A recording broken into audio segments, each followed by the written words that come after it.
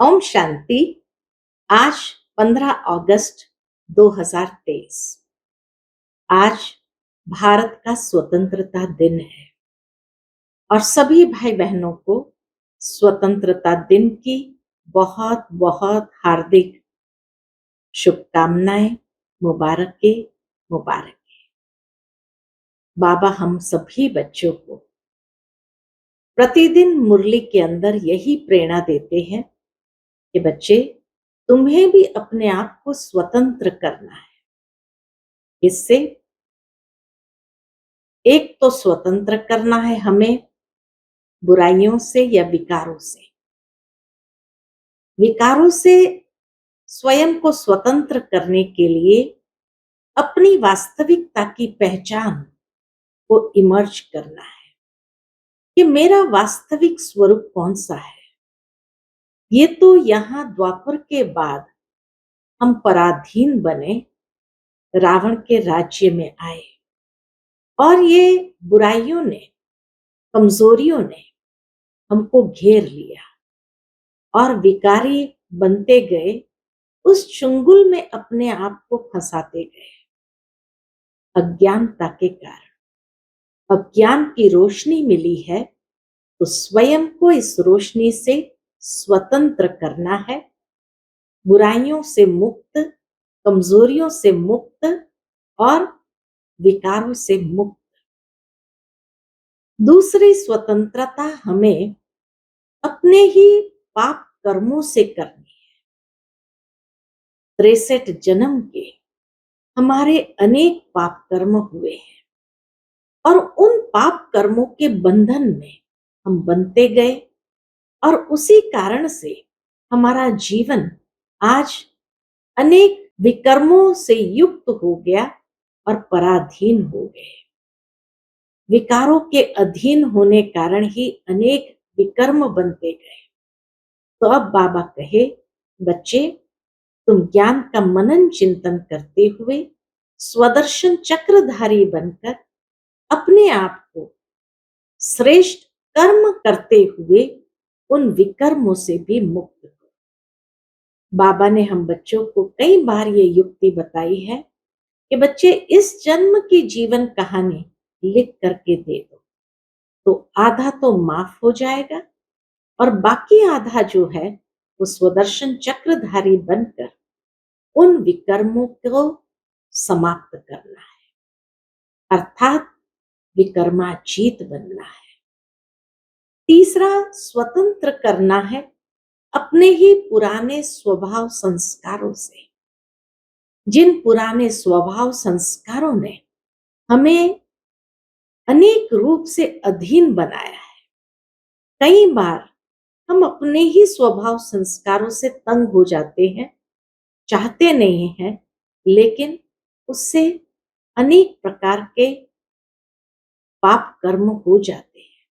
इसीलिए अपने वास्तविक स्वभाव को समझते हुए उस अनादि स्वभाव को, आदि स्वभाव को इमर्ज करो और अपने इस पुराने स्वभाव संस्कार से भी स्वयं को मुक्त करो। तो ऐसे स्वयं को स्वतंत्र बनाओ विकारों से, विकर्मों से और पुराने स्वभाव संस्कार से, और सच्ची स्वतंत्रता दिवस आज का मनाओ। सुनते हैं आज के बाबा के अनमोल मधुर महावाक्य। ओम शांति। मीठे बच्चे, बाप का बिंदी स्वरूप है, उसे यथार्थ पहचान कर याद करो, यही समझदारी है। आज की मुरली से प्रश्न है, बेहद की दृष्टि से स्वप्न का अर्थ क्या है? इस संसार को स्वप्नवत संसार क्यों कहा गया है? उत्तर है, स्वप्न अर्थात जो बीत गई।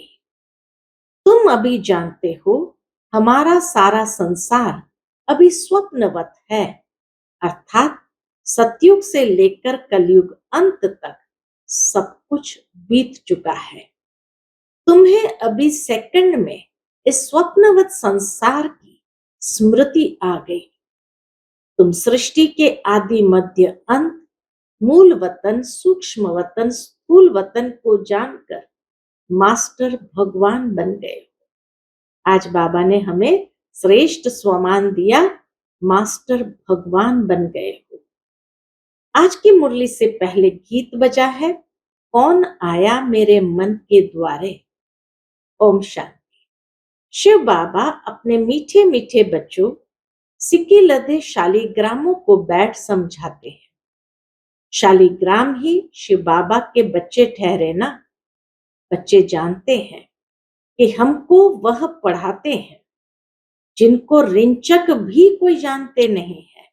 शिव बाबा को कोई नहीं जानते। शिव के मंदिर में जाते हैं, परंतु वहां तो इतना बड़ा शिवलिंग देखते हैं, यह थोड़ी समझते हैं कि हमारा बाबा बिंदी है। जो बच्चे शिव बाबा को इतना बड़ा समझ याद करते हैं, वह करते होंगे, वह भी भोले हैं। बाबा जो है, जैसा है, वैसा जानकर समझकर उनको याद करना है, न कि बड़े शिवलिंग के रूप में याद करना है। तो उसको बाबा ने कहा वह भी भोले है, क्योंकि वह भी रॉन्ग है। बाप समझाते हैं मैं बिंदी हूं। अब बिंदी को कोई क्या समझ सके। भल कोई कहते हैं अखंड ज्योति स्वरूप है, फलाना है, परंतु नहीं, वह है बिंदी। उनको याद करना बड़ा मुश्किल है, घड़ी घड़ी भूल जाते हैं। भक्ति मार्ग में आदत पड़ी हुई है शिवलिंग पर फूल चढ़ाने व पूजा करने की, तो वह याद रहता है, परंतु ये घड़ी घड़ी भूल जाते हैं कि हमारा बाबा बिंदी रूप है। सारे ड्रामा में उनका जो पार्ट है वह बजाते हैं। बिंदी की बैठ महिमा करेंगे क्या कि सुख का सागर है, शांति का सागर है। बाबा कहे बिंदी की बैठकर ऐसी महिमा तो करेंगे नहीं। कितना छोटा बिंदी रूप है। बच्चे पूछते हैं किसको ध्यान में रखे। बाबा से पूछते हैं बाबा किसको ध्यान में रखे। इन बातों को तो समझदार ही समझ सके, नहीं तो वही शिव का लिंग याद आ जाता है। श्री कृष्ण तो अच्छी रीति बुद्धि में बैठ सकता है। आकृति है श्री कृष्ण की, तो वह तो बुद्धि में बैठ सकती है। यह तो है बिंदी, तो बिंदी घड़ी घड़ी खिसक जाती है। गीत में भी कहते हैं कि याद करो तो याद न आए, फिर वह सूरत कैसी। याद करो तो याद न आए, तो फिर वह सूरत कैसी है। यह भी वंडरफुल है। इतनी छोटी बिंदी है, ज्ञान का डांस करते हैं। कहा जाता है ये स्वप्नों का संसार है। बीती हुई बातों को स्वप्न कहा जाता है। स्वप्नवत संसार जो बीत गया है वह तुम्हारी बुद्धि में आता है। सारा ब्रह्मांड, मूल वतन, सूक्ष्म वतन, सतयुग, त्रेता, द्वापर, कलयुग, सारा स्वप्न हो गया, सारा बीत गया। जो पास्ट हो जाता है वह स्वप्न हो गया। अब कलयुग का भी अंत है। यह स्वप्नवत संसार हुआ ना, सारा बीत चुका। तो बाबा कहे यह स्वप्नवत संसार हुआ ना। वह हद के स्वप्न आते हैं, तुमको बेहद का बुद्धि में आता है। पूरा आदि मध्य अंत बुद्धि में आता है। सूर्यवंशी, चंद्रवंशी भी सब स्वप्न हो गया। इसको कहा जाता है स्वप्नों का संसार। इतना राज और कोई नहीं जानते सिवाय तुम बच्चों के। सतयुग में कितने अथाह सुख थे, वह सब पास्ट हो गए। अभी तुम बच्चों की बुद्धि में क्या है, आदि मध्य अंत का पूरा ज्ञान है। एक बाप की ही याद रहनी चाहिए। बाप जो समझाते हैं और कोई समझा न सके। तुम्हारी बुद्धि में स्वप्नों का संसार है। यह पास्ट हो गया। बुद्धि जानती है ना, तुमको ऊपर से लेकर सारी नॉलेज बुद्धि में है, आदि से अंत तक की। तुम अब त्रिकालदर्शी, त्रिलोकीनाथ बन गए हो। त्रिलोकीनाथ बनने से तुम जैसे भगवान हो जाते हो। तो मास्टर भगवान का बाबा ने टाइटल दिया, आज श्रेष्ठ स्वमान दिया है। भगवान बैठ तुमको शिक्षा देते हैं। सेकंड में स्वप्न आता है ना, तो सेकंड में तुमको सारा याद आना चाहिए, बीज और झाड़। बाबा भी कहते हैं, आदि मध्य अंत का मेरे पास ज्ञान है, इसलिए ही मुझे ज्ञान का सागर, नॉलेजफुल, जानी जाननहार कहते हैं। जानते हैं हर एक की अवस्था ऐसी ही रहेगी। एक एक की अवस्था को हम क्या बैठ जानेंगे। जो अवस्था कल्प पहले थी उस अवस्था में है, सो तो तुम भी जानते हो। पुरुषार्थ कराने के लिए कहते हैं, अच्छी रीति पुरुषार्थ करो। अभी तुमको स्वदर्शन चक्रधारी बनना है। तुम जानते हो यह पास्ट हो गया है। ऐसे देवताएं राज्य करते थे, फिर आकर राज्य करेंगे। पास्ट प्रेजेंट फ्यूचर ये याद करते रहेंगे। उनको ही स्वदर्शन चक्र कहा जाता है। शिवलिंग को याद करने में तो घिरे हुए हैं, तो समझते हैं कि बाबा ज्योतिर्लिंगम है। बिंदी कहे तो मूंझ पड़े, वह समझते हैं आत्मा छोटी है, परमात्मा बड़ा है। अभी तुम बच्चे जानते हो, इस कलयुगी दुनिया में इस समय देखो भपका कितना है। इसको माया का भपका कहा जाता है, माया का पंप है। कहते हैं ना, अभी दुनिया कितनी अच्छी बन गई है, बड़े बड़े महल बन गए हैं। अमेरिका का कितना भपका है, चीजें कितनी नफीस यानी आकर्षक बनती है। एक एक चीज जैसे हर एक का आकर्षण ध्यान खींचती है। हम समझते हैं कि यह तो मुलम्मे की चीजें हैं, जो अभी खत्म हो जाएगी। दिन प्रतिदिन बड़ी इमारतें, डैम्स आदि ऐसे बनाएंगे जैसे बिल्कुल नई दुनिया है। मायावी पुरुष है ना, आसुरी संप्रदाय का भपका है। यह सब है तिलसम, कहते हैं ना जादू। ये सब है तिलसम, तिलसम माना जादू। अभी गया कि गया, जैसे ढेर हो गया। बड़े बड़े साइंस घमंडी जो है, उन्हों की बुद्धि में है कि सब खत्म हो जाएगा।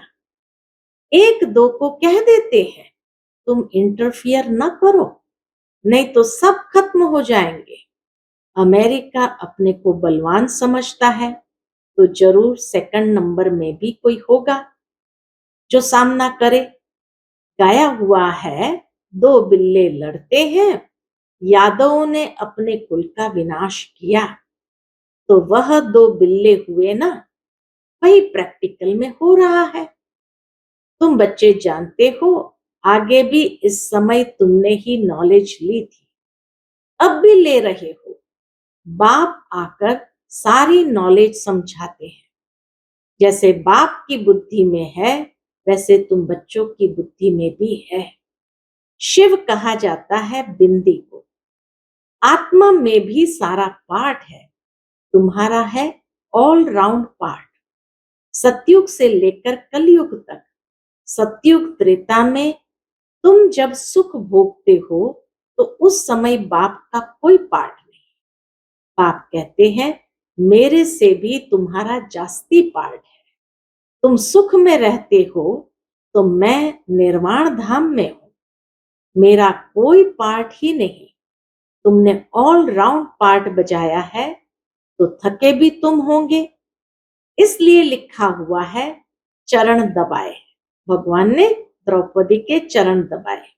बाप कहते हैं, बच्चे तुम थक गए होंगे, तुमने आधा कल भक्ति की, दर दर धक्के खाए हैं।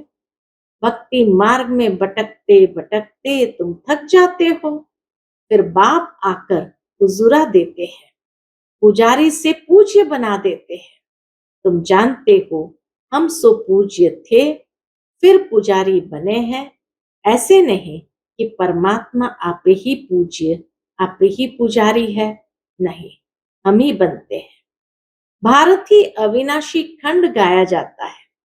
भारत है शिव बाबा की जन्मभूमि। जन्मभूमि पर ही मनुष्य कुर्बान होते हैं। कांग्रेसियों ने भी देखो कितना माथा मारा जन्मभूमि के लिए, स्वतंत्रता के लिए। फॉरेनर्स को बाहर निकाल दिया। ये जन्मभूमि स्वर्ग थी। फिर 5 विकारों रूपी माया ने आकर हप किया। सबसे पहले तो द्वापर में माया 5 विकारों ने हप किया। हम रावण को बड़ा दुश्मन समझते हैं।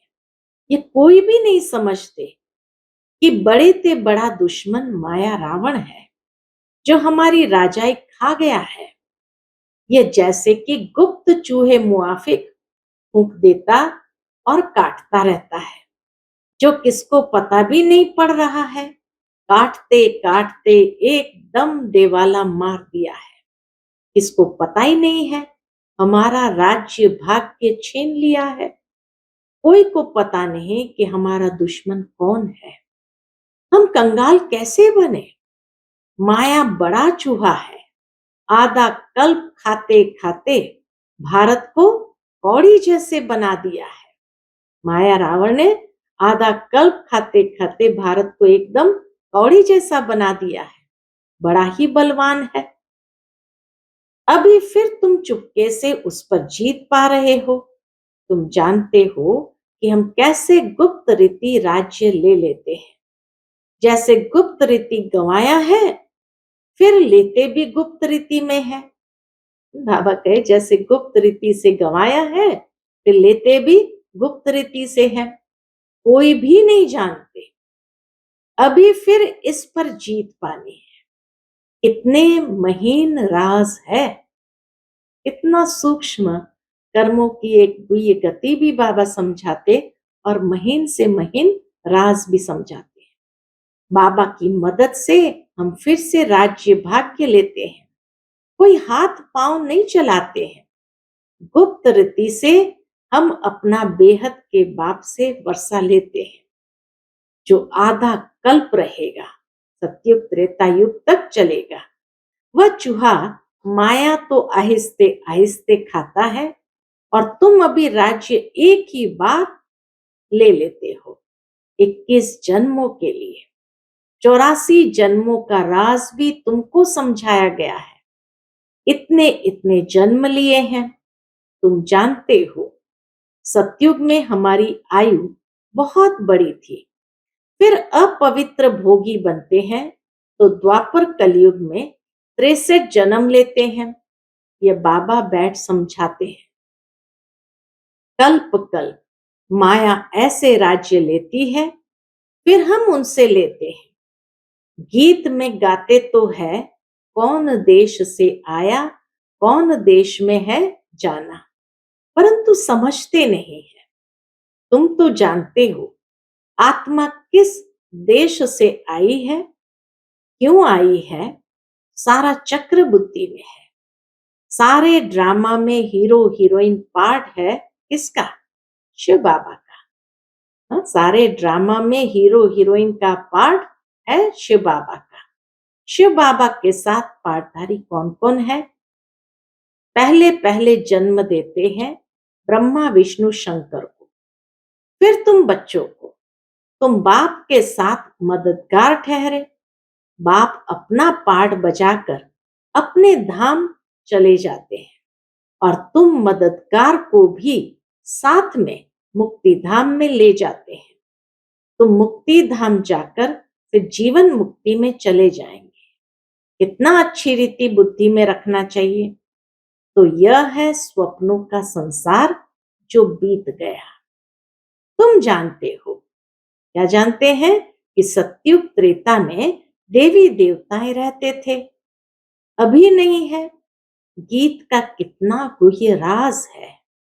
कैसे स्वप्नों का संसार बुद्धि में लेकर बैठे हैं। सारा चक्र कैसे फिरता है। जो नॉलेज बाबा में है वह हमारे में भी है। बेहद के बाप में ही ये सारी बेहद की नॉलेज है। बच्चे जानते हैं यह भी स्वप्न हो जाएगा, यह भी बीत जाएगा। ये बड़ी समझने की और समझाने की बातें हैं। सतयुग त्रेता में यह बातें किसकी बुद्धि में होती नहीं, वो ये पॉइंट्स मिलती रहती है। बुद्धि में सारा चक्र रहना चाहिए। भक्ति मार्ग क्या है, कब से शुरू होता है, इससे कुछ भी फायदा नहीं हुआ। भक्ति करते करते नुकसान में ही आ गए हैं। अब फिर से तुम कौड़ी से हीरे जैसे बनते हो। माया कौड़ी मिसल बना देती है, बाबा ज्ञान डांस सिखलाते हैं, फिर वहां जाकर तुम डांस करेंगे। यह बातें बड़ी वंडरफुल, जानने लायक है। यहाँ की रस्म रिवाज वहां बिल्कुल नहीं होती है। सतयुग त्रेता में यहाँ की रस्म रिवाज बिल्कुल नहीं होती है। वह है ही वाइसलेस वर्ल्ड। वहां माया का नाम निशान नहीं होता। पहले तुम बाबा को याद करो, वर्षा तो ले लो, बाकी वहां की रस्म रिवाज जो होगी वही चलेगी। वहां की रस्म रिवाज सब नहीं होगी। वहां ये उत्सव आदि होंगे नहीं। यहाँ गमी उदासी रहती है, तब शादमाना यानी उत्साह दिलाने वाले उत्सव मनाते हैं। यहाँ तो बाबा कहे उदासी है, गमी है, तो नेचुरल है, उसमें उत्साह भरने के लिए शादमाना मनाते हैं। शादमाना मना लोगों में उत्साह दिलाने वाले उत्सव मनाते हैं। वहां तो नित्य है ही शादमाना, है ये उत्साह की दुनिया। रोने की दरकार ही नहीं रहती, उत्सव मनाने की बात ही नहीं रहती। सदैव हमारे बड़े दिन होंगे।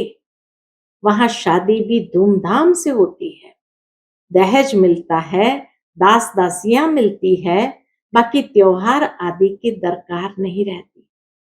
यह है संगम के त्योहार जो भक्ति मार्ग में मनाए जाते हैं।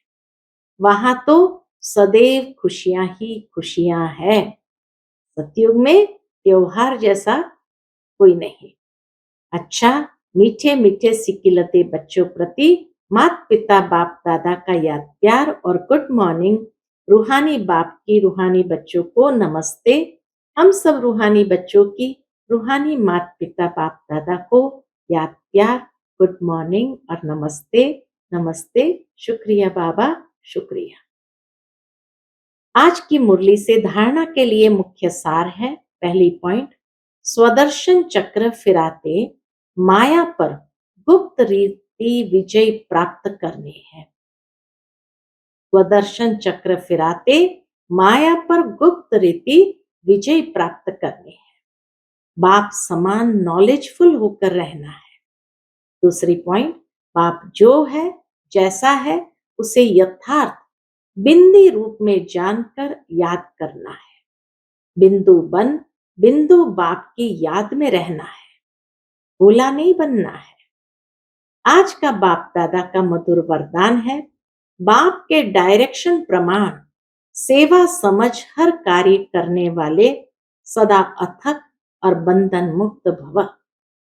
बाप के डायरेक्शन प्रमाण सेवा समझ हर कार्य करने वाले सदा अथक और बंधन मुक्त भव। प्रवृत्ति को सेवा समझकर संभालो, बंधन समझकर नहीं। बाप ने डायरेक्शन दिया है, योग से हिसाब किताब चुकतू करो। यह तो मालूम है कि वह बंधन है, लेकिन घड़ी घड़ी कहने व सोचने से और भी कड़ा बंधन हो जाता है। और अंत घड़ी में अगर बंधन ही याद रहा तो गर्भ जेल में जाना पड़ेगा। इसलिए कभी भी अपने से तंग नहीं हो, हंसो भी नहीं और मजबूर भी ना हो। खेल खेल में हर कार्य करते चलो तो अथक भी रहेंगे और बंधन मुक्त भी बनते जाएंगे। आज का स्लोगन है, भ्रुकुटी की कुटिया में बैठकर तपस्वी मूर्त होकर रहो, यही अंतर्मुखता है। भ्रुकुटी की कुटिया में बैठकर तपस्वी मूर्त होकर रहो, यही अंतर्मुखता है। अच्छा, ओम शांति।